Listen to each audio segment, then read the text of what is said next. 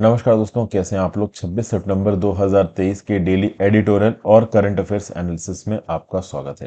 कौन कौन से एडिटोरियल और करंट अफेयर्स आपके साथ डिस्कस करने वाला हूं।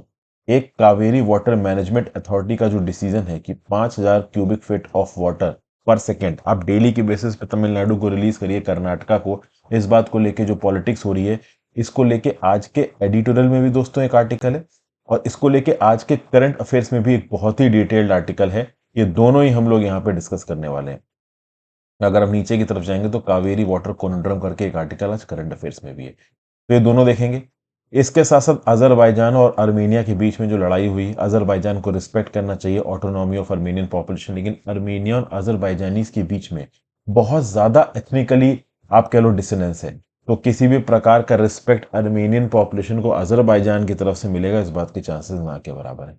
एआई रेगुलेशन में बच्चों की क्या इंपॉर्टेंस है, इसको लेके एक आर्टिकल है, इसको यहाँ पे देखेंगे। करंट अफेयर्स में 8 इंस्टीट्यूट्स ने कुछ रीजंस दिए हैं कि क्यों जोशीमठ की सिंकिंग हुई है, इस पर्टिकुलर आर्टिकल को देखेंगे।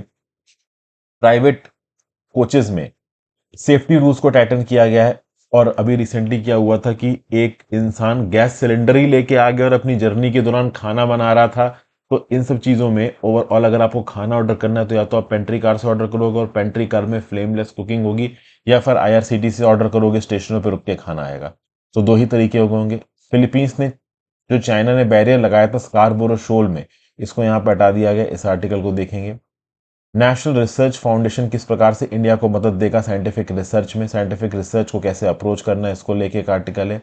और ओवरऑल नेशनल एजुकेशन पॉलिसी को लेके जो पार्लियामेंट्री पैनल है, पार्लियामेंट्री कमिटी है, इसका क्या व्यू पॉइंट है, इसको देखेंगे। तो इतने आर्टिकल्स में आज आपके साथ डिस्कस करने वाला हूं। इसके साथ साथ जैसा कि मैं डेली की बेसिस पे आपको बताता हूँ, मेंटरशिप कोर्स आपके लिए अवेलेबल है। वर्ड हिस्ट्री का कोर्स भी लॉन्च हो चुका है और ethics through examples and formulas की सीरीज ऑलमोस्ट खत्म हो चुकी है। तो आप चाहें तो इन कोर्सेज को लॉन्च कर सकते हैं www.harshitdwedi.com, या फिर मेरी ऐप हर्षित द्विवेदी एजुकेशन पे जाके आप इन कोर्सेज को रेफर कर सकते हो। Ethics through examples and formulas की सीरीज कुछ ऐसी, थंबनेल कुछ ऐसा नजर आएगा, analytical interpretation of world history by Harshit Dwivedi कुछ ऐसा नजर आएगा। तो आप इनमें से कोई भी कोर्स ऑप्ट कर सकते हो। याद रखिएगा, अगर आपने मेंटरशिप कोर्स लिया है तो आपको एथिक्स या वर्ड हिस्ट्री का कोर्स लेने की जरूरत नहीं, वो उसमें इंक्लूडेड होगा। चलिए, एक्सपर्टाइज ओवर पॉलिटिक्स। देखिए, कर्नाटका और तमिलनाडु के अंदर पॉलिटिक्स हो रही है कावेरी के पानी के डिस्ट्रीब्यूशन को लेके। कावेरी वाटर मैनेजमेंट अथॉरिटी ने जो कर्नाटका को डायरेक्शन दिया था कि आप 5000 क्यूबिक फीट ऑफ वाटर पर सेकेंड तमिलनाडु को छोड़ेंगे 27 सितंबर तक, इस पर्टिकुलर ऑर्डर के अगेंस्ट तमिलनाडु की, सॉरी, कर्नाटका की सरकार चली गई थी सुप्रीम कोर्ट में। सुप्रीम कोर्ट ने सीडब्ल्यूएमए के ऑर्डर में इंटरफेयर करने से मना कर दिया, और ये सुप्रीम कोर्ट ने एक अच्छी विजडम दिखाई है। ओवरऑल होता क्या है कि जब वाटर डेफिशिएंट ईयर नहीं होता है, इनफ अमाउंट में पानी होता है, रिजर्वायर्स में पानी भरा हुआ होता है, तो कर्नाटका को भी तमिलनाडु को पानी छोड़ने में कोई प्रॉब्लम नहीं है। लेकिन इस बार हैविली डेफिशिएंट रेनफॉल देखने को मिली है। ओके, शॉर्टफॉल 53% का देखने को मिला इनफ्लोज में इनके रिजर्वायर्स में। इसके बारे में बहुत डिटेल्ड इंफॉर्मेशन इस पर्टिकुलर आर्टिकल में दे रखी है। यहां पे आ जाते हैं। यहां पे इशू को थोड़ा और डिटेल में बताया गया। 21 सितंबर को सुप्रीम कोर्ट ने कर्नाटका से बचा कि 5000 क्यूबिक फीट वाटर पर सेकेंड छोड़ो। ठीक है ना भाई, अगले 15 दिनों के लिए कावेरी वाटर रेगुलेशन कमेटी की रिकमेंडेशन के हिसाब से बोला गया। तो सीडब्ल्यूएमए और सीडब्ल्यूआरसी दोनों यहां पे इन्वॉल्व थी, लेकिन ओवरऑल कर्नाटका यहां पे पानी छोड़ने को तैयार है नहीं। इनफैक्ट कर्नाटका के अंदर भयंकर पॉलिटिक्स हो रही है।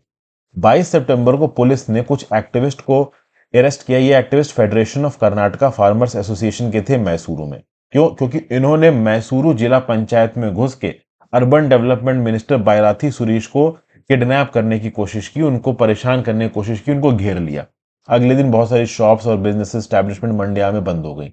एक कॉलिशन है फार्मर और कन्नन ऑर्गेनाइजेशन का, उन्होंने बंद बुलाया है बेंगलुरु में 26 सितंबर को। ये सब क्यों हो रहा है? ये सब इसलिए हो रहा है कि कर्नाटका से कावेरी का एक्सेस पानी तमिलनाडु के अंदर ना जा पाए। अब ये अपने आप में बहुत प्रॉब्लमेटिक है दोस्तों। कावेरी वाटर डिस्प्यूट ट्राइब्यूनल ने 2007 में अपना फाइनल ऑर्डर दिया था, और उसी फाइनल ऑर्डर के आधार पर सुप्रीम कोर्ट ने फरवरी 2018 में अपना जजमेंट दिया था, और इसके बेसिस पे डिसाइड किया गया था कि कावेरी का पानी किसको कितना बांटा जाएगा। ओवरऑल इन अवार्ड्स के बेसिस पे ये बोला गया कि कर्नाटका के पास रहेगा 284.75 टीएमसी फिट, कर्नाटका के पास रहेगा 404.25 टीएमसी फिट, केरला के पास रहेगा 30 टीएमसी फिट, पुदुचेरी के पास रहेगा 7 टीएमसी फिट। 10 टीएमसी फिट और 4 टीएमसी फिट को इन्वायरमेंटल प्रोटेक्शन और इनएविटेबल एक्सकेपेजेस टू द सी, मतलब सी में भी तो थोड़ा पानी जाएगा ना, सब इस्तेमाल ही तो ना कर लोगे, इसके लिए भी छोड़ा जाएगा। अब बेसिकली तमिलनाडु को जो ओवरऑल पानी एलोकेट किया गया है उसमें कर्नाटका को महीनों के हिसाब से पानी यहाँ पे रिलीज करना है। जैसे जून से सितंबर जो मानसून का महीना होता है, महीने होते हैं, उसमें 123.14 टीएमसी फिट पानी रिलीज करना है। अब इस साल मानसून के महीने में ही सारा बवाल यहाँ पे हुआ है, क्योंकि मानसून के महीने में ही साउथ वेस्ट मानसून कहीं ना कहीं कम इंपैक्ट दिखाया है। 1 जून से लेके 23 सितंबर के बीच में जो कर्नाटका तमिलनाडु का रीजन है, 27% डेफिसिट देखने को मिला है रेनफॉल में इंडियन मेट्रोलॉजिकल डिपार्टमेंट के हिसाब से। जो कोडागू जगह है कर्नाटका में और जो वायनाड है केरला में, जो कि इंपॉर्टेंट कैचमेंट एरिया है कावेरी और उसकी ट्रिब्यूटरी कबिनी के, वहां पे 43% और 56% कम रेनफॉल देखने को मिली है। जो ओवरऑल रेनफॉल कर्नाटका के अंदर जो कैचमेंट इलाका आता है कावेरी का, डेफिसिट देखने को मिला है 53.42% का। तो बेसिकली जब इतना बड़ा डेफिसिट है तो कर्नाटका की सरकार बोल रही है कि आप इस बात से अंदाजा लगा सकते हैं कि पानी बहुत कम है कर्नाटका के अंदर। तो जब हमारे पास ही पानी कम है, हमारे यहाँ पे ही ड्रॉट जैसी सिचुएशन आ रही है, अगर आप देखो तो अर्बन इलाके बेंगलुरु में ड्रॉट जैसी सिचुएशन, एक बहुत ही बड़ी ड्रिंकिंग वाटर क्राइसिस देखने को मिल रही है कर्नाटका के अंदर। तो कर्नाटका की सरकार बोल रही है कि ये तमिलनाडु वाले तो इरिगेशन के लिए पानी मांग रहे हैं, हमारे यहाँ तो पीने के लिए पानी नहीं है, तो हम आपको कैसे पानी छोड़ दें। ठीक है ना भाई। तमिलनाडु पूरी तरीके से कर्नाटका के रिलीजेस के ऊपर डिपेंडेंट है। साउथ वेस्ट मानसून के समय पे ये लोग कावेरी पानी का इंतजार करते रहते हैं। तमिलनाडु का बोलना है कि अब तक 21 सितंबर तक इनको 112.11 टीएमसी फिट पानी मिलना चाहिए था, बट केवल 40.76 टीएमसी पानी फिट मिला हुआ है। इनफैक्ट अगर डिजास्टर को भी, सूखे के भी अकाउंट में ले लिया जाए तो भी तमिलनाडु बोल रहा है कि हमको कम से कम 7.8 टीएमसी फिट पानी और मिलना चाहिए था सितंबर 12 तक, लेकिन वो यहां पे रिलीज नहीं किया गया है कर्नाटका के द्वारा। और जो कुरुवई क्रॉप है वो यहां पे खतरे में है। उसके साथ साथ जो सांबा क्रॉप है, जो कि लॉन्ग स्टैंडिंग क्रॉप होती है, 125 से 135 दिन लगते हैं इसको हार्वेस्ट होने में, 15 लाख एकड़ के ऊपर ही उगाई जाती है तमिलनाडु के अंदर, इसको भी पानी बड़े क्वांटम में ये कावेरी की नदी से मिलता है। तो जब कावेरी नदी का पानी कर्नाटका रोक के बैठ गया है तो तमिलनाडु के अंदर एक मेजर इरिगेशन क्राइसिस यहाँ पे आके खड़ी हो गई। तो इस बात को लेके काफी पॉलिटिक्स हो रही है। अपना लॉजिक दे रहा है कौन? कर्नाटका। तमिलनाडु अब अपना लॉजिक दे रहा है। अब यहाँ पे हमको समझने की कोशिश करनी पड़ेगी कि भाई करना क्या चाहिए। देखिए, एक तो CWMA और CWRC, अगर इन्होंने बोला है कि आप प्रतिदिन 5000 क्यूसेक्स पानी छोड़िए पर सेकंड 15 दिन के लिए, तो कुछ ना कुछ फॉर्मूले के तहत, कुछ ना कुछ कैलकुलेशन के तहत ही बोला होगा। देखिए, सच बात तो यह है कि डेफिसिट मॉनसून के अंदर कोई भी फॉर्मूला बीच की अथॉरिटी बोल दे, ऑब्वियस सी बात है कोई ना कोई स्टेट उसको नहीं मानेगा, कोई ना कोई स्टेट किसी ना किसी पॉइंट पे उसको अपोज ही करेगा। समझ गए। इसलिए final award of Kaveri water dispute tribunal के अंदर एक फाइनल मॉडिफिकेशन करने की जरूरत है, जिसके बेसिस पे एक्सपर्टीज को ज्यादा इंपॉर्टेंस दी जाए, ना कि डिस्प्यूट को, ना कि इमोशंस को। तो यहां पे central water management, Kaveri water management authority और Kaveri water regulation committee CWRC और CWMA को डाटा गैदर करना चाहिए रेनफॉल पे, इनफ्लो पे, स्टोरेज पे, और एक ऐसा फॉर्मूला यहां पे डिवाइस करना चाहिए, वो फॉर्मूला एक्सपर्टीज पे डिपेंडेंट होना चाहिए, क्योंकि quantum of release of water के ऊपर हमेशा कुछ ना कुछ प्रॉब्लम कर्नाटका को या तमिलनाडु को होगी होगी। ऐसा कभी नहीं हो सकता कि दोनों स्टेट्स किसी एक पर्टिकुलर सेट फॉर्मूले पे एक दूसरे के साथ पूरी तरीके से एग्री हो जाएं। This is never going to be a possibility. Heavy rainfall के समय पे तो जब इनके रिजर्वायर पूरी तरीके से भरे होते हैं, कर्नाटका पानी छोड़ देता है। आगे आने वाले समय में ये वाटर क्राइसिस और एक्यूट होगी। आबादी बढ़ रही है, ग्लोबल वार्मिंग के चलते पानी के रिजर्वायर्स कम हो रहे हैं, हम ऑलरेडी ग्राउंड वाटर का एक्सेस एक्सट्रैक्शन कर चुके हैं, तो इरिगेशन के लिए भी वो ज्यादा अवेलेबल नहीं है, और साउदर्न स्टेट्स में तो वैसे पठारी इलाके की वजह से प्रॉब्लम है। तो आगे आने वाले समय में जरूरत यह है कि एक्सपर्टीज के बेसिस पे पानी बांटा जाए, उसका फॉर्मूला तय किया जाए, ना कि यहां पे इमोशंस और पॉलिटिकल प्रायोरिटीज के बेसिस पे। ठीक है भाई, आगे चलते हैं। भाई, रिसेंटली अजरबैजान ने एक ब्रिस्क मिलिट्री एक्शन करके नगोर्नो काराबाग का जो बचा कुचा इलाका है इसको कब्जा लिया है। इसके बारे में मैंने एक वीडियो डिटेल बना रखी, जल्दी ये वीडियो में प्रॉपरली एडिटेड वीडियो मैप्स के साथ मैं आपके लिए लेके आऊंगा। तो ब्रिस्क मिलिट्री कैप्चर किया है अजरबैजान ने नगोर्नो काराबाग का। नगोर्नो काराबाग एक अर्मेनियन पॉपुलेटेड इनक्लेव है इसके बॉर्डर के अंदर। इससे दिखता है कि क्या पावर डायनेमिक्स बदल रहा है कॉकेशस के अंदर। कॉकेशस रीजन में अमेरिका, रशियन और टर्किश सारे इंटरेस्ट इन्वॉल्व हैं और इसके कॉन्फ्लिक्ट के रूट जाते हैं। देखिए, पहली बात तो 1989 के लगभग ही ओवरऑल यहां पे बवाल होना शुरू हो गया था। अजरबैजान और अर्मीनिया के इलाके अपने आप से अलग होने शुरू हो गए थे और नगोर्नो काराबाग के इलाके में एक रेफरेंडम हुआ था जिसमें उन्होंने बोल दिया था कि हम अजरबैजान के साथ रहना नहीं चाहते। तो लंबे समय तक, इनफैक्ट आप कह लीजिए 1994 से लेकर 2020 तक, नगोर्नो काराबाग और इसके आसपास की जो 7 डिस्प्यूटेड टेरिटरीज है, भले वो अजरबैजान के इलाके में आती थी, इंटरनेशनली अजरबैजान के इलाके में वो काउंट होती थी, लेकिन वहां पे आर्मीनियन सेपरेटिस्ट का राज सेटअप हो गया फर्स्ट नगोर्नो काराबाख वॉर के बाद। फिर 2020 में होता है सेकेंड नगोर्नो काराबाख वॉर, जहां पे अजरबैजान टर्की की फुल फ्लेश मदद से आर्मीनिया के ऊपर ढावा बोल देता है और आर्मीनिया को रशिया से ज्यादा मदद आती नहीं है। तो नगोर्नो काराबाख के आसपास की जो 7 टेरिटरीज हैं वो तो अजरबैजान कब्जा ही लेता है, नगोर्नो काराबाख का भी 1/3 इलाका कब्जा लेता है। बचा कुचा छोड़ता है केवल कैपिटल, जो स्टेपनाकर्ट करके कैपिटल है ना नगोर्नो काराबाख रीजन की, ये अर्मीनियन सेपरेटिस्ट के हाथ में बचती है। मैक्सिमम इलाका यहां पे कब्जा लिया जाता है अजरबैजान के द्वारा। उस समय पे एक trilateral ceasefire agreement sign होता है और यहां पे बोला जाता है कि ठीक है भाई, जो थोड़ा बहुत Nagorno Karabakh Armenia head separatist के पास बचा हुआ उसका हम मेन लैंड एक लिंक बना देंगे अर्मीनियन कंट्री के साथ। ठीक है भाई, लेकिन ये जो लिंक बन रहा था वो एक माउंटेन पास लचिन कॉरिडोर के थ्रू बन रहा था। अब पहले तो इस लचिन कॉरिडोर के ऊपर पूरी तरीके से कब्जा जमाने पर बैठ गया अजरबैजान। अजरबैजान ने ब्लॉकेड लगा दिया लचिन कॉरिडोर में। आर्मेनियन मेनलैंड से जो सप्लाईज थी वो इस नगोर्नो काराबाग के इलाके में जा नहीं पा रही थी, जिस बात को लेकर बहुत सारा इंटरनेशनल कंडेमनेशन आया। फाइनली यहां पे अजरबैजान ने एक चेक पॉइंट लगाया। चेक पॉइंट लगाने का लॉजिक अजरबैजान ने यह दिया कि बड़े तादाद में जो हथियार वगैरह हैं वो अर्मीनिया से नगोर्नो काराबाग में ना जा पाए। और अब तो फाइनली यहां पे अजरबैजान ने अटैक करके इस पर्टिकुलर बचे कुचे नगोर्नो काराबाग को भी कब्जाने का पूरा इंतजाम कर लिया है। बड़ी तादाद में जो लोग हैं अर्मीनियन एथनिसिटी के, जो कि नगोर्नो काराबाग के अंदर है, वो बसों में बैठ के, व्हीकल्स में बैठ के मेनलैंड अर्मीनिया की तरफ जा रहे हैं।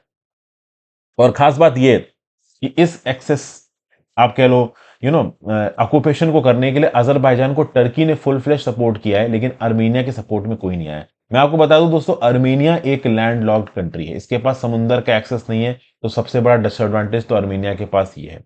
अजरबैजान के पास समुंदर का एक्सेस है। प्रॉब्लम ये है दोस्तों, अगर ये अर्मीनिया है तो इसके इस तरफ भी अजरबैजान है, इसके इस तरफ भी अजरबैजान है, टर्की के साथ भी बॉर्डर लगता है, ईरान के साथ भी लगता है। ईरान के साथ कोई खासा दुश्मनी नहीं है अर्मीनिया की, ईरान एक फ्रेंडली कंट्री है, बट इतनी फ्रेंडली नहीं है एक आर्म्ड कॉन्फ्लिक्ट में वो आपकी मदद के लिए आए।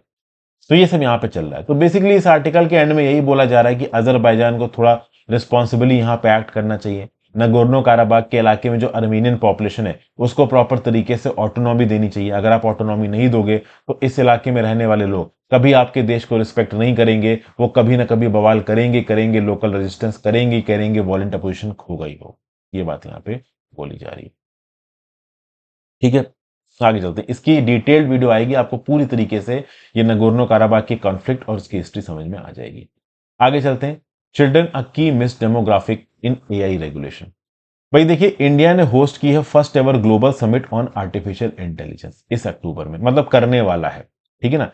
चेयर है India global partnership on artificial intelligence का, और इंडिया होस्ट करेगा GPAI global partnership on artificial intelligence की ग्लोबल समिट को दिसंबर में। तो इससे ओवरऑल आर्टिफिशियल इंटेलिजेंस की इंपॉर्टेंस नजर आती है। पूरी दुनिया में तो इंपॉर्टेंस है, इंडिया भी आर्टिफिशियल इंटेलिजेंस की इंपॉर्टेंस समझता है। आर्टिफिशियल इंटेलिजेंस के दम पे 2025 तक $500 बिलियन ऐड होंगे हमारी इकोनॉमी, मतलब आर्टिफिशियल इंटेलिजेंस की वर्थ $500 बिलियन होगी, जो कि हमारी इकोनॉमी का 10% होगा, जो कि हम $5 ट्रिलियन की इकोनॉमी को टारगेट कर रहे हैं। प्रधानमंत्री मोदी जी ने बोला है कि हमें एक ग्लोबल फ्रेमवर्क बनाना पड़ेगा एथिकल एक्सपेंशन ऑफ एआई के लिए। खास बात यह है कि इंडिया की आबादी 140 करोड़ से ज्यादा है और 140 करोड़ की आबादी वाला देश mammoth amount of data generate कर सकता है। और इस डाटा का हम कैसे सेफगार्ड करेंगे, कैसे इसको ओवरऑल आर्टिफिशियल इंटेलिजेंस के एम्बिट के अंदर सेफ यूजेस में डिप्लॉय करेंगे, ये पूरी दुनिया के लिए, ग्लोबल साउथ के लिए एक पॉलिसी एग्जाम्पल होगा। तो जो भी ऑब्जर्वर्स है, प्रैक्टिशनर्स हैं, वो लगातार इंडिया की अप्रोच को एआई रेगुलेशन को लेके और एआई डेवलपमेंटल पोटेंशियल को लेके ट्रैक कर रहे हैं। तो ये सब बातें यहां बताई जा रही है। अब ओवरऑल सिद्धार्थ देव, जो कि मैनेजर पब्लिक पॉलिसी है क्वांटम हब में, और क्वांटम हब में राइदी गुप्ता एनालिस्ट है, इनका ये बोलना है कि भाई इंडिया एक चीज में लीडरशिप ले सकता है कि कैसे आर्टिफिशियल इंटेलिजेंस का डाटा जो कि चिल्ड्रन और एडोलेसेंट को केटर करता है इसको मैनेज किया जाए। भाई देखिए, डिजिटल सर्विसेज का जो नेचर है ना वो बहुत ज्यादा पोटेंशियल रखता है, और ये बात तो तय है कि जो एडोलेसेंट है वो इंटरनेट इस्तेमाल करने वाले हैं, आर्टिफिशियल मैकेनिज्म को इस्तेमाल करने वाले हैं। भले ही किसी वेबसाइट को इस्तेमाल करने के लिए डिक्लेरेशन मांगा जाता है कि आप 18 साल से ज्यादा क्यों नहीं चाहिए, वो 18 साल से कम के बच्चे भी उसको इस्तेमाल कर ही रहे होते हैं। तो यहाँ पे रेगुलेशन को ऐसे इंसेंटिव्स देने चाहिए जिससे एडिक्शन, मेंटल हेल्थ और ओवरऑल सेफ्टी को हम लोग मैनेज कर सकें। डाटा हंग्री जो एआई बेस्ड डिजिटल सर्विसेज है ना, ये ओपेक एल्गोरिदम्स को डिप्लॉय करके, डार्क पैटर्न्स को डिप्लॉय करके यंग पीपल को इन्फ्लुएंस कर सकते हैं। Tech based distortion physical appearances के देखने को मिलते हैं। आपने अक्सर कर देखा होगा कि झूठी लड़कियों की जो न्यूड फोटोज हैं वो ऑनलाइन रिलीज हो जाती है। Miss information, cyber bullying, sexual grooming, doxing, ये सब कहीं ना कहीं आर्टिफिशियल इंटेलिजेंस पे चल रहा है। तो जो अगली जनरेशन है डिजिटल नागरिक्स की, उनको पता होना चाहिए कि कैसे ये आर्टिफिशियल इंटेलिजेंस उनके ऊपर और उनकी फैमिलीज के ऊपर निगेटिव इंपैक्ट डाल सकता है, उनकी एक्टिविटीज को ट्रैक कर सकता है। इसलिए ओवरऑल यहां पे लोगों को आर्टिफिशियल इंटेलिजेंस के रेगुलेशन के रिस्पेक्ट में बच्चों को सेफगार्ड करने वाले नियम कानूनों पे ध्यान देना जरूरी है, क्योंकि एआई की जो पावर डीप फेक कैपेबिलिटीज है ना, इनको मिसयूज किया जा सकता है यंग लोगों के अगेंस्ट, यंग गर्ल्स को, यंग बॉयज को ओवरऑल ब्लैकमेल करने में, उनको हैरेस करने में, उनको बिली करने में। अब क्या इंडिया मेल्टिंग पॉइंट है इंटरसेक्शनल आइडेंटिटीज का, अलग अलग gender, caste, tribal identity, religious, linguistic heritage देखने को मिलती है। ठीक है ना भाई। रियल वर्ल्ड बायस और इनइक्विटीज को भी प्रमोट करता है आर्टिफिशियल इंटेलिजेंस। समझ गए बात? तो इस आर्टिफिशियल इंटेलिजेंस के इन चैलेंजेस को टैकल करने के लिए एक efficient data protection law India के अंदर होना चाहिए। ठीक है भाई, इंडिया के अंदर एक डाटा प्रोटेक्शन लॉ लाया भी गया है। बट ये इंडिया का डाटा प्रोटेक्शन लॉ की जो अप्रोच है बच्चों के प्रति, वो प्रॉपर तरीके से इंडिया की डिजिटल रियलिटीज को पोर्ट्रे नहीं करती, क्योंकि यहां पे नए डाटा प्रोटेक्शन लॉ में आर्टिफिशियल इंटेलिजेंस का निगेटिव इंपैक्ट बच्चे के ऊपर ना जाए, इस बात की पूरी रिस्पॉन्सिबिलिटी पेरेंट्स के ऊपर डाल दी गई है। अब ये सही अप्रोच नहीं है। इंडिया के अंदर आपको पता है कि टेक सेवी बच्चे ज्यादा होते हैं, पेरेंट्स कम होते हैं, और बहुत सारे पेरेंट्स तो पूरी तरीके से अपने बच्चों के ऊपर रिलाई करते हैं ऑनलाइन चीजों को इस्तेमाल करने में या उनको समझने में। कितनी बार आपने ऐसे देखा होगा कि बेटा फोन कैसे चलेगा, ये ऐप कैसे होगी, इस वीडियो को हम कैसे देखें, इस ऐप को हम कैसे डाउनलोड करें, इस प्लेटफॉर्म पे अपना अकाउंट कैसे बनाएं, यहाँ पे इसको मेल कैसे भेजें। इस प्रकार के सवाल आपके माँ बाप आपसे पूछते हैं। तो बेसिकली जब इंडिया के माँ बाप अपने बच्चों के ऊपर डिपेंडेंट है टेक्नोलॉजी से रिलेटेड चीजों को एक्सेस करने के लिए, ऐसे समय पे इंडिया का डाटा प्रोटेक्शन लॉ माँ बाप के ऊपर रिस्पॉन्सिबिलिटी डाल रहा है कि वो बच्चों को एआई रिलेटेड चैलेंजेस से बचाएं, तो ये अपने आप में एक अच्छी पॉलिसी नहीं है। प्लस डाटा प्रोटेक्शन लॉ के अंदर बच्चों के डाटा को कलेक्ट करने के रिस्पेक्ट में प्रॉपर तरीके से कोई रेगुलेशन है नहीं। भाई देखिए, एक बात तो तय है, आगे आने वाले समय में जो यंग बच्चे हैं, कितने भी आप एज फिल्टर्स लगा दो, वो ऑनलाइन मैकेनिज्म को पेरूज करेंगे ही करेंगे, इंटरनेट को इस्तेमाल करेंगे ही करेंगे, आर्टिफिशियल इंटेलिजेंस से रिलेटेड टेक्नोलॉजी वो इस्तेमाल करेंगे ही करेंगे। तो हमें इंटरनेशनल बेस्ट प्रैक्टिसेस को यहां पे डिप्लॉय करना है, ठीक है, ताकि हम फैसिलिटेट कर सकें सेफर एआई डिप्लॉयमेंट्स को। जो यूनिसेफ की गाइडेंस है पॉलिसी मेकर्स के लिए on artificial intelligence and childrens, ये 9 रिक्वायरमेंट्स को आइडेंटिफाई करती है। Child centred artificial intelligence which draws on UN convention on the rights of child. UN convention on the rights of child का India भी एक signatory है। तो यूनिसेफ के जो गाइडलाइंस है बच्चों को लेके, ये एक इनेबलिंग इन्वायरमेंट बना सकते हैं जो कि बच्चों की वेलबींग को, इंक्लूजन को, फेयरनेस को, नॉन डिस्क्रिमिनेशन को, सेफ्टी, ट्रांसपेरेंसी, एक्सप्लेनेबिलिटी और अकाउंटेबिलिटी को मेंटेन रखेंगे। तो सक्सेसफुल रेगुलेशन ही यहां पे की है। इस सक्सेसफुल रेगुलेशन के लिए प्रॉपर तरीके से बच्चों का आर्टिफिशियल इंटेलिजेंस रिलेटेड डाटा को यहां पे मॉनिटर करना, और यूनिसेफ ने जो 9 प्रिंसिपल्स दिए हैं उस प्रिंसिपल्स के आधार पर बच्चों की ऑनलाइन प्रेजेंस को सेफगार्ड करना, यह सरकार की रिस्पॉन्सिबिलिटी होनी चाहिए। इस प्रकार का एक एक्ट यूएस कैलिफोर्निया में एग्जिस्ट करता है, इसको आप California age appropriate design code act बोलते हैं। ये एक इंटरेस्टिंग टेम्पलेट है। ये जो कैलिफोर्निया का कोड है, it pushes for transparency to ensure that digital services configure default privacy settings, assess whether algorithm data collection or targeted advertisement harm children and use clear age appropriate language for user facing information। तो इस प्रकार का जो code California में already implemented है। क्या इस प्रकार का कोड इंडिया के अंदर नहीं बनाया जा सकता? बिल्कुल बनाया जा सकता है। इंडिया के अंदर तो और ज्यादा अर्जेंट रिक्वायरमेंट है, क्योंकि इंडिया के अंदर का यूथ ऑनलाइन उतना पढ़ा लिखा भी नहीं है और ओवरऑल वल्नरेबल ज्यादा है। उसको साइबर सिक्योरिटी की डिटेल्स के बारे में, साइबर बुलिंग के बारे में, साइबर एस्पियोनाज के बारे में भी बहुत ज्यादा उसको पता नहीं है।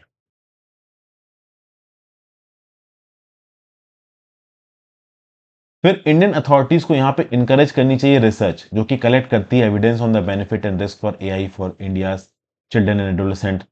ये एक बेसलाइन की तरह काम करेगी Indian age appropriate design code AI बनाने के लिए। तो ये सब चीजें हैं। इसी प्रकार का एक आप कह लो Australia online safety youth advisory council बनाया गया है जो कि 13 से 24 साल के बच्चों के प्रति आर्टिफिशियल इंटेलिजेंस और ऑनलाइन इंटरनेट की क्या अप्रोच होनी चाहिए इसको ऑस्ट्रेलिया के अंदर तय करता है। इस प्रकार का एक काउंसिल इंडिया के अंदर भी होना चाहिए। तो ये सब बातें बताई जा रही है। आर्टिफिशियल इंटेलिजेंस के अंदर बच्चों को प्रोटेक्ट करने के लिए क्या क्या इंटरनेशनल मेथोडोलॉजीज को हम फॉलो कर सकते हैं उसका एक आइडिया हमें यहाँ पे दिया गया।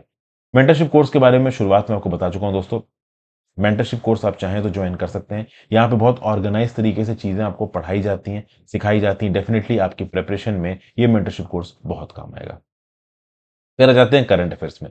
करंट अफेयर्स की पहली न्यूज, 8 इंस्टीट्यूट्स ने रीजन दिए जोशीमठ की सिंकिंग के। अब रीजंस को तो यहाँ पे डिटेल में बताया नहीं गया है कौन कौन से 8 इंस्टीट्यूट्स ने रीजन दिए। तो Wadia institute of Himalayan geology WIHG, national geophysical research institute NGRI, national institute of hydrology NIH, Indian institute of technology Roorkee IIT, Indian institute of remote sensing IIRS, geological survey of India GSI, central ground water board CGWB, central building research institute CBRI। अब वैसे तो ये reports पहले submit की जा चुकी हैं केंद्र की सरकार को, लेकिन फिर केंद्र की सरकार से पूछा हाई कोर्ट ने कि भाई आप इन रिपोर्ट्स को रिलीज क्यों नहीं कर रहे हो। तो कुछ हद तक रिपोर्ट्स रिलीज हुई हैं। तो जैसे कि CBRI central building research institute ने बताया कि जोशीमठ टाउन में 44% मेजनरी है, 42% RCC है, 14% अदर ट्रेडिशनल कंस्ट्रक्शन टाइपोलॉजीज है। ठीक है ना, जिसमें से 99% नॉन इंजीनियर्ड है। मतलब national building code of India 2016 के हिसाब से वो सेट नहीं बैठती, जिसके चलते ओवरऑल यहाँ पे इस प्रकार की जो मतलब धंसना है जमीन का वो देखने को मिल रहा है। Okay, Joshimath town Vaikrita group of rocks के ऊपर पड़ा हुआ है। बोर्निंग डिपॉजिट्स हैं जिसमें इरेगुलर बोल्डर्स हैं, क्ले है वेराइंग थिकनेस के। ये डिपॉजिट्स वैसे भी कम कोहेसिव होते हैं, सक्सेप्टेबल होते हैं स्लो सब्सिडेंस को और लैंडस्लाइड सब्सिडेंस को, ऐसा भी यहाँ पे CBRI ने बोला है। फिर ओवरऑल अगर आप देखो तो ऐसी कुछ बातें यहाँ पे और एक्सपर्ट्स के द्वारा भी बोली जा रही है। जैसे कि फॉर एग्जाम्पल WIHG ने क्या बोला, वादिया इंस्टीट्यूट ऑफ हिमालयन जियोलॉजी ने, कि अर्थक्वेक हो सकता है एक वजह स्लो और ग्रेजुअल नेट सब्सिडेंस के लिए। एक और मेन वजह यहाँ पे एक रिपोर्ट यहाँ पे पब्लिश की गई किसके द्वारा, IIT के द्वारा। उसने क्या बोला कि जो मेन रीजन है सब्सिडेंस का वो इंटरनल एरोजन है।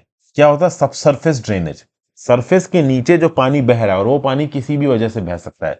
हो सकता है जो रेन वाटर इन्फिल्ट्रेट होकर जमीन के अंदर गया हो वो बह रहा हो, या फिर जो आइस है वो मेल्ट हो गई हो, वेस्ट वाटर जो घरों से या होटल से निकल रहा हो वो बह रहा हो। तो ये जो सब्सिडेंस के अंदर जो पानी का फ्लो हो रहा है ना, ये जो इन्फिल्ट्रेशन हो रहा है पानी का, ये इंटरनल इरोजन कर रहा है। वो पानी अपने बहने के साथ साथ मलबा भी सॉइल को भी अपने साथ लेके बह रहा है। तो चूंकि वो अपने साथ चीजों को लेके बह रहा है तो नीचे एक वैक्यूम क्रिएट होगा, उसकी वजह से भी लैंड सब्सिडेंस यहाँ पे देखने को मिल सकता है। तो बहुत सारे यहाँ पे वजह बताई जा रही हैं अलग अलग इंस्टीट्यूट्स के द्वारा कि लैंड सब्सिडेंस की यहाँ पे क्या वजह हो सकती है। ओवरऑल एक एनालिसिस की गई small baseline subset interferometer SAR technique के द्वारा। इसरो ने यहाँ पे क्या बोला कि subsidence in the Joshimath region may be due to toe cutting phenomena. Toe cutting phenomena मतलब स्लोप इनस्टेबिलिटी। लोकल जो ड्रेनेज हो रहा है वाटर का सॉइल के, उसके चलते में जो ओवरऑल टो है स्लोप की वो यहां से खिसक रही है। वो खिसकने के चलते ऊपर की जो ढलान है वो और नीचे की तरफ खिसकती चली जा रही है। ठीक है ना, लूज और अनकंसोलिडेटेड मटेरियल्स जो स्लोप पे एग्जिस्ट करते हैं वो इस पर्टिकुलर प्रॉब्लम को और एग्रवेट कर रहे हैं। तो ये सारी बातें ओवरऑल यहाँ पे बताई जा रही हैं। इसके ऊपर थीसिस चल रही है और लंबे समय तक थीसिस चलेगी और लंबे समय तक आर्टिकल्स आएंगे, आपके साथ में डिस्कस करता रहूंगा। फिर अगला, भाई रेलवे ने सेफ्टी रूल्स को टाइटन कर दिया है प्राइवेट कोचेस के लिए। इंडियन रेलवेज ने सेफ्टी रूल्स टाइटन किए in the operation of private train and coaches. Fresh guidelines यहाँ पे इशू की गई है। IRCTC को टास्क प्रोवाइड किया गया है, प्राइवेट ट्रेन के अंदर भी फूड प्रोवाइड करने का टास्क IRCTC के पास होगा। ठीक है, सिक्योरिटी और रेलवे स्टाफ ओवरऑल इन ट्रेन के डिपार्चर से पहले और डिपार्चर कंप्लीट होने के बाद चेक्स कंडक्ट करेंगे इन ट्रेन के अंदर। इन ट्रेन के अंदर कोई इनफ्लेमेबल आइटम्स तो लेके नहीं जा रहा, जैसे कि गैस सिलेंडर वगैरह तो लेके नहीं जा रहा। अभी रिसेंटली क्या हुआ है दोस्तों कि एक प्राइवेट कोच जो कि ट्रांसपोर्ट कर रहा था पिलग्रिम्स को, मदुरई में इसमें आग लग गई, 9 पैसेंजर्स यहां पे मौत हो गए। प्रिलिमिनरी इन्वेस्टिगेशन के बेसिस पे ये पता चला है कि अंदर एक गैस सिलेंडर एक्सप्लोड हो गया था। अभी गैस सिलेंडर इसके अंदर कैसे पहुंचा? तो भैया पैसेंजर्स इतने स्पेशल हैं कि वो गैस सिलेंडर को लेके चले गए ताकि वो उसके अंदर खाना बना सके। कॉफी बना रहे थे कोच के अंदर बैठ के भाई। मतलब सिक्योरिटी और सेफ्टी डायरेक्टिव्स का यहाँ पे कोई मतलब ही नहीं है। तो ओवरऑल यहाँ पे प्रॉपर सेफ्टी डायरेक्टर्स के लिए इवन इन प्राइवेट कोचेस सारे जोन्स को चिट्ठी लिखी गई है, डायरेक्टर आईआरसीटीसी को भी चिट्ठी लिखी गई है। तो अगर पेंट्री कार है किसी ट्रेन में तो वहां पे फ्लेमलेस कुकिंग को इस्तेमाल किया जा सकता है, और अगर किसी पर्टिकुलर ट्रेन में पेंट्री कार नहीं है खाने पीने वाली तो आईआरसीटीसी ही केटरिंग फैसिलिटीज प्रोवाइड करेगा। जब किसी ट्रेन स्टॉप पे वहां पे ट्रेन रुकेगी तब आईआरसीटीसी के खाने के जो पार्सल्स हैं, जो पैकेट्स हैं, वो ट्रेन के अंदर पहुंच जाएंगे। ठीक है, तो ये सब बातें ओवरऑल यहाँ पे बताई जा रही। Flameless pantry cars are also a norm in private train. Private train के अंदर भी फ्लेम वाली पेंट्री कार्स आप इस्तेमाल नहीं कर सकते, प्रॉपर गैस आप वहां पे नहीं रख सकते, फ्लेमलेस पेंट्री कार्स ही इस्तेमाल यहाँ पे की जाएगी। ट्रैवल एजेंट या फिर जो बुकिंग पार्टी होगी उसको इंश्योर करना पड़ेगा कि जो बोर्डिंग है या डी बोर्डिंग है पैसेंजर्स की, it should be done as per tours programme already submitted to ensure platform facilities. ठीक है ना भाई, तो ये सब बातें ओवरऑल यहाँ पे बोली जा रही हैं। तो बेसिकली सेफ्टी प्रोटोकॉल्स के बेसिस पे जो प्री चेक्स हैं वो रेलवे सिक्योरिटी स्टाफ द्वारा किए जाएंगे, और उसके साथ साथ खाना या तो पेंट्री कार से आएगा, पेंट्री कार फ्लेमलेस होनी चाहिए, अगर फ्लेमलेस पेंट्री कार नहीं है तो खाने की सर्विसेज आईआरसीटीसी देगा जहां जहां पे ट्रेन स्टॉप पे रुक रही होगी। फिर भाई स्कारबोरो शोल में ओवरऑल एक रस्सी सी बांध दी थी, किसने? चाइना ने। इस रस्सी को यहां पे फिलीपींस कोस्ट गार्ड ने हटा लिया। अब ये न्यूज रेगुलर न्यूज है, इसमें ज्यादा कुछ देखिए है नहीं। ये अक्सर कर आती रहती है कि कुछ ना कुछ साउथ चाइना सी के अलग अलग आप कह लो लैंड फॉर्म्स में चाइना करता रहता है और बाकी कंट्रीज उसको हटाती रहती हैं। तो फिलीपींस कोस्ट गार्ड ने मंडे को बोला कि इनके प्रेसिडेंशियल ऑर्डर से इन्होंने कॉम्प्लाई किया है। चाइना कोस्ट गार्ड ने फिलिपिनो फिशिंग बोट्स को स्कारबोलो शोल में घुसने के लिए जो एक यहाँ पे रस्सी सी बांध दी गई थी, एक फ्लोटिंग बैरियर जो यहाँ पे बांध दिया गया था, इस फ्लोटिंग बैरियर को 300 मीटर लंबे बैरियर को जो कि स्कारबोरो शोल के एंट्रेंस पे माना गया था, इसको वायलेशन बताया इंटरनेशनल लॉ का, और ओवरऑल फिलीपींस के कोस्ट गार्ड ने इसको यहाँ पे हटा दिया। अब इसका चाइना की तरफ से एग्जैक्ट क्या रिस्पॉन्स गया है ये अभी के लिए यहाँ पे क्लियर नहीं है। चाइना ने क्या बोला कि 22 सितंबर को फिलीपींस गवर्नमेंट की फिशरीज वेसल ने ओवरऑल स्कारबोरो शोल्स के वाटर्स में ट्रेसपासिंग की है, ये इन्होंने गलत किया है, इन्होंने लगून में इंट्रूड करने की कोशिश की है, और चाइना का कोस्ट गार्ड नेसेसरी मेजर्स ले रहा है इस प्रकार की ट्रेसपासिंग को रोकने के लिए। China parallelly Philippines, Vietnam, Malaysia, Brunei और ताइवान बहुत सारी कंट्रीज के साथ टेरिटोरियल वाटर्स को लेकर और एक्सक्लूसिव इकोनॉमिक जोन को लेकर साउथ चाइना सी में ऑलरेडी एंगेज्ड है। अब newly minted NRF has a chance to bridge India science gap. यहां पे क्या बताया जा रहा है भाई? नेशनल रिसर्च फाउंडेशन की बात की जा रही है यहाँ पे। ठीक है ना, research funding agency, recently union cabinet ने इसको अप्रूवल किया है और 50,000 करोड़ अगले 5 साल तक इंडिया के अंदर साइंस फंडिंग के लिए एलोकेट किए जाएंगे। इसमें रिसर्च फंडिंग प्रोसेस को और स्ट्रीमलाइन किया जाएगा, एकेडमिया, इंडस्ट्री, सोसाइटी और गवर्नमेंट के बीच में एक लिंक स्थापित किया जाएगा। अब इस अनाउंसमेंट के बाद दोस्तों यहां पे आउटकम क्या होना चाहिए कि इनोवेटिव सॉल्यूशंस के बेसिस पे प्रैक्टिकल चैलेंजेस को ढूंढा जाए। लेकिन इंडिया के एकेडमिक कल्चर में एक प्रॉब्लम है।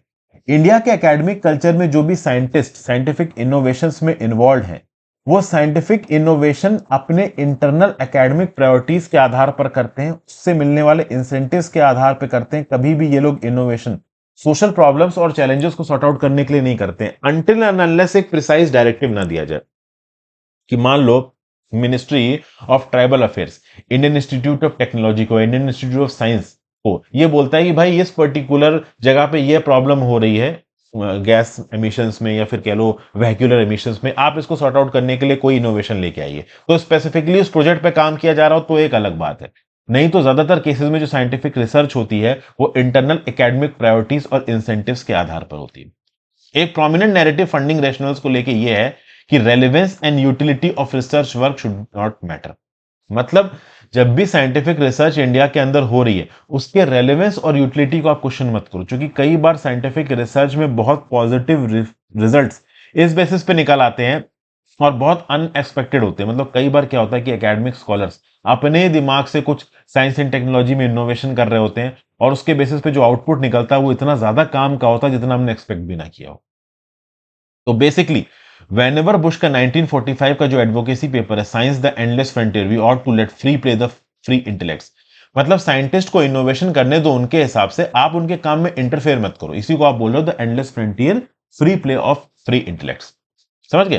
तो ये जो लीनियर और पाइपलाइन मॉडल है, उसका ये मानना है कि जो नई नॉलेज है वो ऑटोमेटिकली नई टेक्नोलॉजी और इनोवेशन लेके आएगी, वो ऑटोमेटिकली इकोनॉमिक ग्रोथ को फ्यूल करेगी, मार्केट गैप्स को एड्रेस करेगी नॉलेज क्रिएशन में, और हमारा साइंटिफिक रिसर्च आगे बढ़ेगा।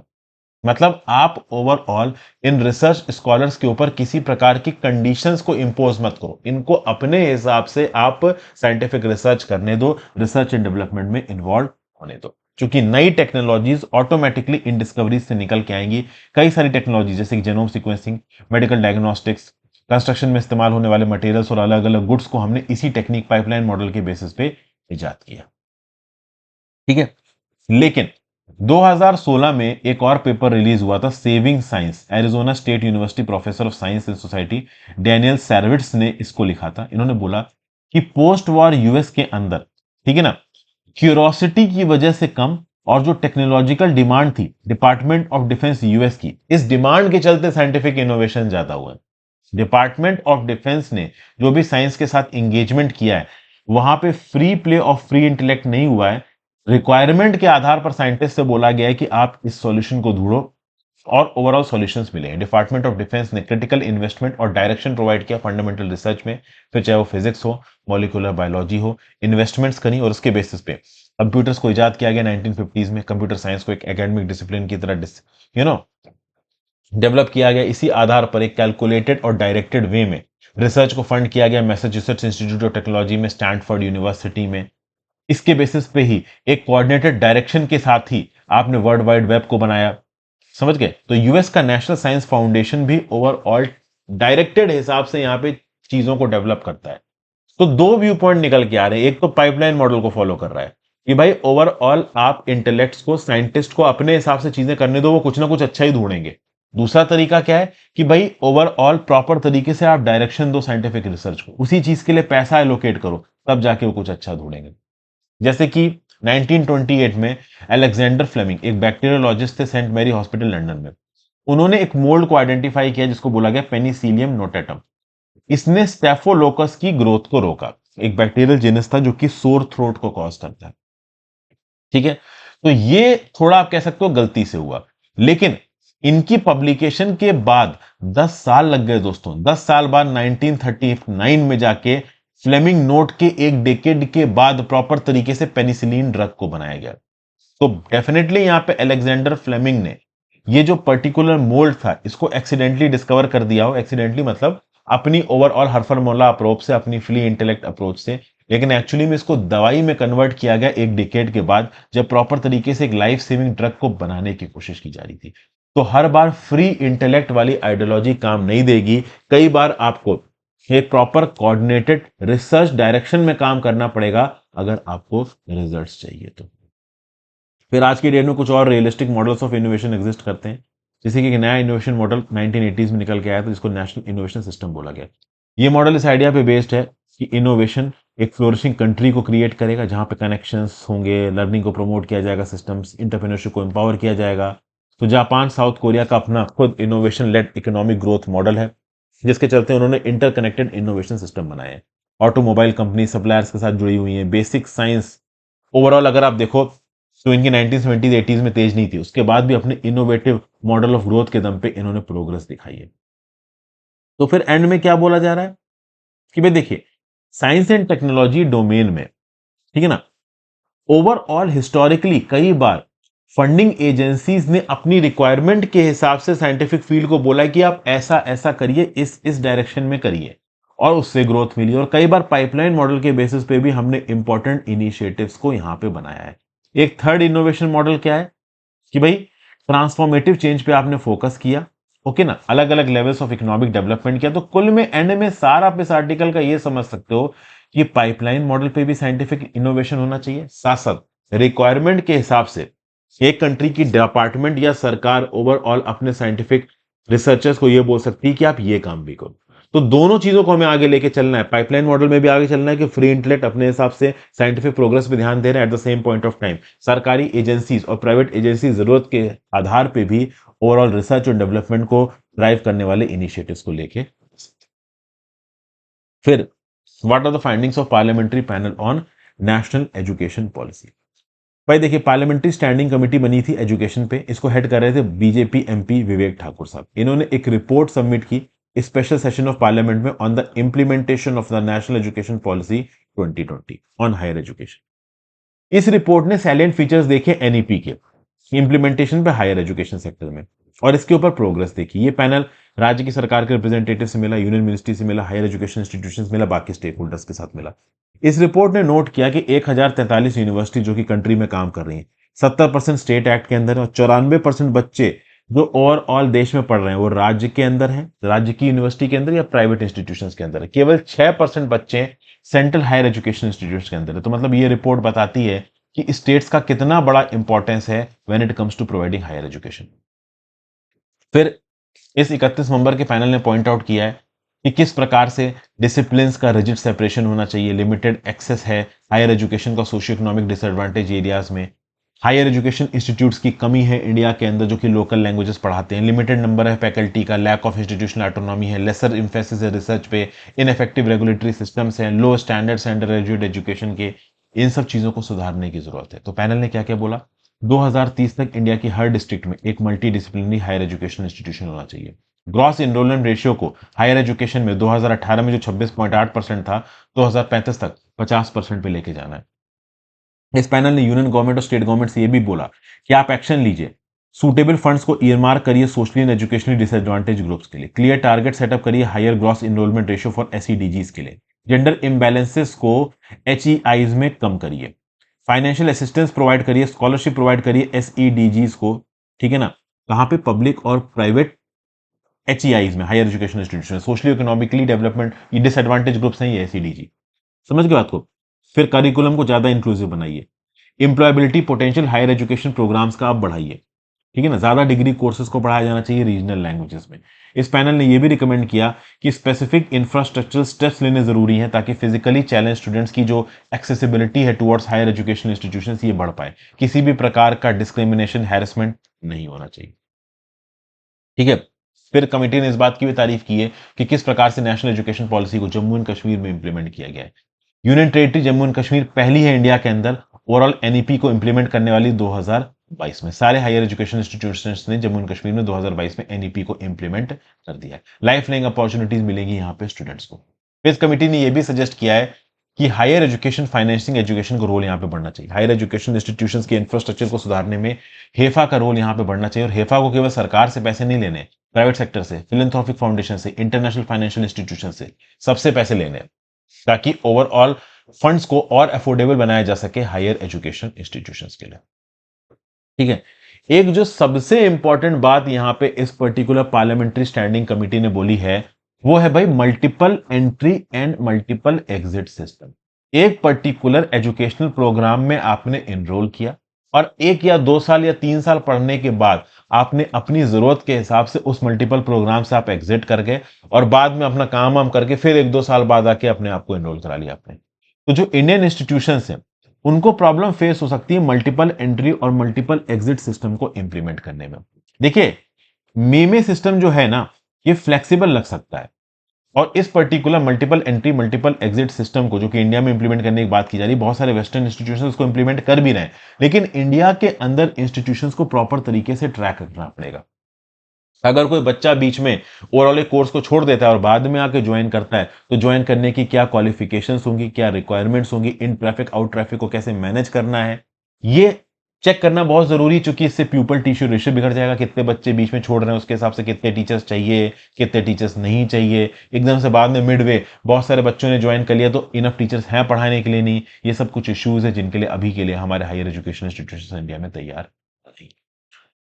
तो ये था भाई नेशनल एजुकेशन पॉलिसी को लेके। यहाँ पे मैंने लेक्चर खत्म कर दिया दोस्तों। आई होप आपको लेक्चर में मजा आया। अपने व्यू पॉइंट नीचे कमेंट बॉक्स में देके जाएगा दोस्तों। इंस्टाग्राम पे फॉलो कर लीजिएगा, टेलीग्राम को ज्वाइन कर लीजिएगा, मेंटरशिप कोर्स को जरूर ज्वाइन करिए दोस्तों। आपको काफी कुछ सीखने को मिलेगा। साथ साथ मेरे वर्ड स्टी और एथिक्स कोर्स को भी आप चेकआउट कर सकते हैं। एथिक्स ऑफ वर्ड हिस्ट्री ले लिया तो मेंटरशिप, मतलब मेंटरशिप ले लिया तो एथिक्स ऑफ वर्ड हिस्ट्री मत लीजिएगा, क्योंकि मेंटरशिप में सब कुछ इंक्लूडेड है। Have a great